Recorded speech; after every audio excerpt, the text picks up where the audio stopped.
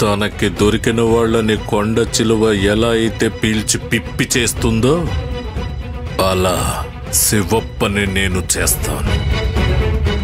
ఆయనకి కాబోయే అల్లుడు అదే నేను ఎంత విలువైన వాడినో తెలుసుకోవట్లేదు. అవునవును, నిజమే.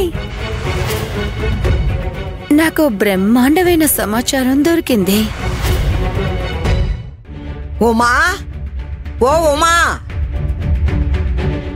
వచ్చావా? అటు చూడు, అది చేసిన ఘనకార్యం చూడు. నేను దాన్ని బంధిస్తే చీర సహాయంతో పైకెక్కి బయటకు వచ్చింది. ఇప్పుడు నాకు అర్థమైంది ఇందాక అది కుంటుకుంటూ ఎందుకు నడిచిందో. పాండు, ఏ పాండు! ఏంటి ముసలమ్మ? ఏంట్రా చెయ్యాల్సిందంతా చేసి ఏంటి ముసలమ్మ అని నన్నే అడుగుతావా? ఈ చీర ఎవరు కట్టారు? జవాబు చెప్పు. అత్తయ్య గారు, వాడు చిన్న పిల్లాడు. వాడిని అడిగితే ఏం చెప్తాడు? చిన్నపిల్లాడా? పెట్ట కొంచెం కోత ఘనం అంటారు కదా, అది వీడికే చెల్లింది. వీడికి అపారమైన తెలివితేటలున్నాయి. చెప్పరా, లేకపోతే ఒక్కటిస్తాను. వద్దొద్దు, పాపం పిల్ల సమావేశం చూడాలనుకుంది. ఇంట్లో ఉంది కదా, చాలా కంగారు పడింది. మా నాన్నగారు ఒంటరిగా ఉన్నారు, మా నాన్నగారు ఒంటరిగా ఉన్నారు అని అంటూనే ఉంది. నేను ఇంటి పైకెక్కాను. అక్కడ కూర్చొని సమావేశంలో జరిగేదంతా వివరంగా పిల్లకి చెప్పాను. అదంతా విని బాధపడింది. అందుకే నేను పైనుంచి చీర వేసి పట్టుకోమన్నాను. పిల్ల దాన్ని పట్టుకొని పైకి వచ్చింది.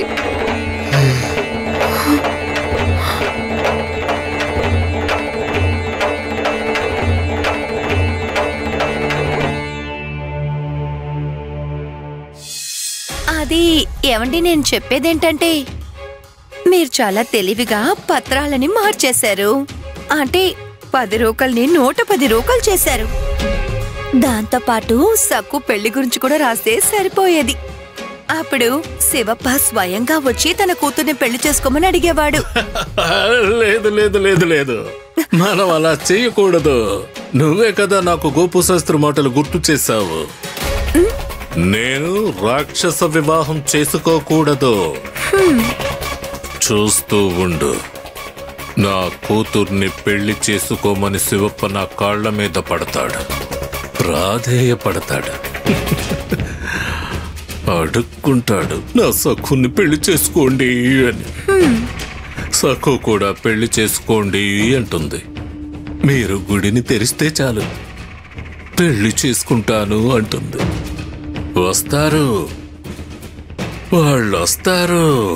ఆ ఘడియ వస్తుంది, త్వరలోనే వస్తుంది.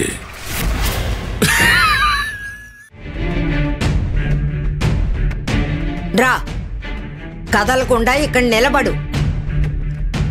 నేనేం చెప్పాను, నువ్వేం చేశావు?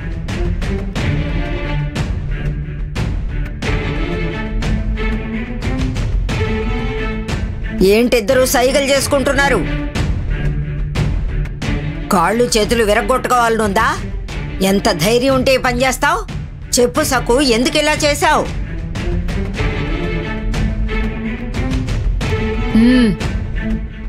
అబద్ధం ఆడకుండా నిజం చెప్పు. అది బామ్మ, సమావేశానికి రావాలనుకున్నాను. అందుకని ఇంటి పైకప్పెక్కి బయటకు వస్తావా? నువ్వు ఇంట్లోంచి బయటికి రాకూడదు. నీకు చెప్పాను కదా, మాట్లాడకుండా రా. అమ్మా, కదలకుండా నువ్వు ఇక్కడే ఉండాలి. బయట సమావేశం జరిగేటప్పుడు నువ్వు ఇంట్లోంచి రాకూడదు. నువ్వు బయటకు రాకూడదని మేము బంధిస్తే వీడి సహాయంతో బయటకు వస్తావా? నా మాట అంటే అస్సలు లెక్కలేదు. అయ్యో బామ్మ, అక్కడ నాన్నగారు ఒంటరిగా ఉన్నారు. ఆయన కోసమే మీరు వెళ్లారు, మరి నేను మాత్రం ఇంట్లో. బామ్మకి ఎదురు మాట్లాడకూడదు. పెద్దవాళ్ళకి ఎదురు మాట్లాడటం తప్పు. అమ్మా, నాన్నగారు అప్పు తీర్చినప్పుడు ఆయనతో పాటు ఉన్నది నేనమ్మా. సాక్ష్యం చెప్పడానికే నేను వచ్చాను. అందుకని ప్రాణాలు పణంగా పెట్టి బయటకు వస్తావా? ఆడపిల్లలకుండే లక్షణాలేనా ఇవి? పొరపాటున నీ కాలో చెయ్యో విరిగితే ఏం చేసేదానివి? మన వల్ల కాదు ఉమా, రోజు రోజుకి దీని అల్లరి ఎక్కువైపోతోంది. కాళ్ళు చేతులు సవ్యంగా ఉన్నప్పుడే దీనికి పెళ్లి చేయడం మంచిది. ఇలా చూడు సఖు, నువ్వు చేసే పనులు చూస్తుంటే నాకు కోపం వస్తోంది. బామ్మ, ఇప్పుడు నేనేం తప్పు చేశాను? మీతో పాటు నన్ను కూడా సమావేశానికి తీసుకెళ్ళుంటే నేనెందుకు పైకప్పులో నుంచి వస్తాను? ఇదిగో ఇలాగే పెద్దవాళ్ళకి ఎదురు మాట్లాడకూడదని చెప్తున్నాను. అక్కడ మీ మామయ్య, బామ్మ, నేను, మీ నాన్నగారు అందరూ ఉన్నాం కదా. నువ్వు చీర పట్టుకుని పైకప్పులోంచి బయటికి రావడం ఎంత ప్రమాదకరం. నేను నాన్నగారి కోసం పాండురంగడి కోసం వచ్చాను. గుడి తలుపులు తెరుచుకోవాలి, పాండురంగడికి విముక్తి కలగాలి. అందుకే ఇదంతా చేశానమ్మా. నేను నా పాండురంగడి కోసం ఏమైనా చేస్తాను. చూస్తున్నావా ఉమా తాను ఎలా ఎదురు మాట్లాడుతోందో? పాండురంగడి కోసం ఏమైనా చేస్తుందట. పాండురంగడి కోసం మంటల్లో దూకమని నీకెవరైనా చెప్తే దూకేస్తావా? అవును, దూకుతాను.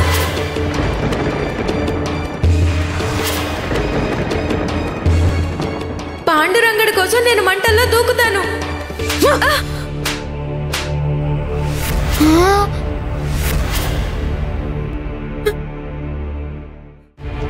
పెద్దవాళ్ళకి ఎదురు మాట్లాడకూడదని నీకు ఎన్ని వందల సార్లు చెప్పాను. మళ్ళీ అదే పని చేస్తున్నావు. బామ్మ ఇంటికి పెద్ద దిక్కు.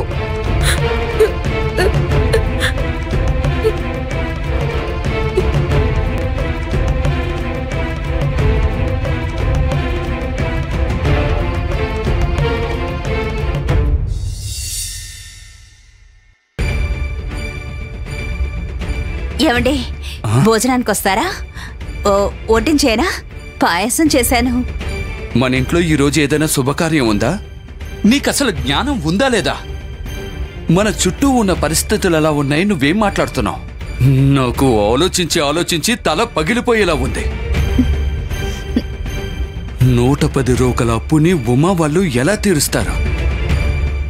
దిగులు పడకండి. ఆ శివప్పకి ఉమకి మొండితనం చాలా ఎక్కువ. అయ్యగారు వాళ్ళకొక మంచి ఉపాయం చెప్పారు, కానీ వాళ్ళే ఒప్పుకోట్లేదు. ఏంటి ఇప్పుడేమన్నావు?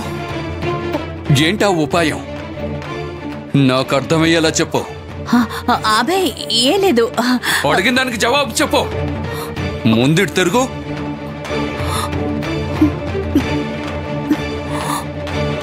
ఇటువైపు తిరిగి నిలబడు.